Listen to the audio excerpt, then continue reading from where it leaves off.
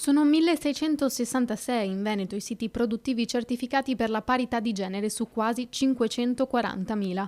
A Treviso se ne contano 211, mentre a Belluno 46. Numeri che si traducono in uno 0,3% delle aziende presenti nelle province di Belluno e Treviso ad aver intrapreso e ottenuto il certificato per la parità di genere, obiettivo inserito nell'Agenda ONU 2030.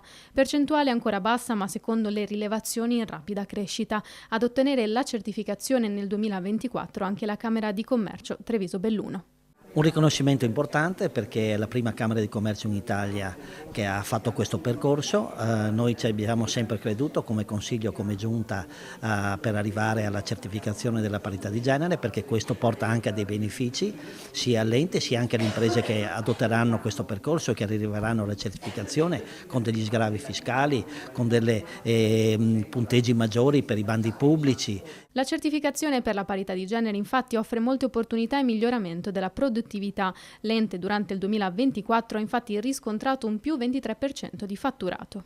Uno strumento da adottare e invito tutte le imprese a mettere in campo la parità di genere.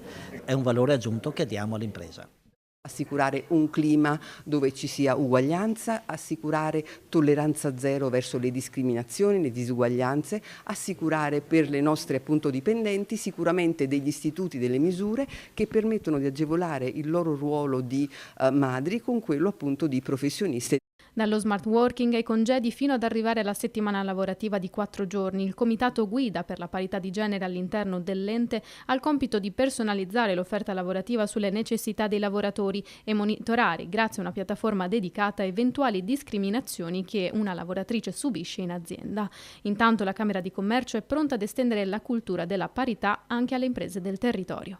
Poter fare rete e estendere ancora alle istituzioni, provincia, Veneto Lavoro, tutte quelle istituzioni che possono agevolare la diffusione e la promozione della parità di genere.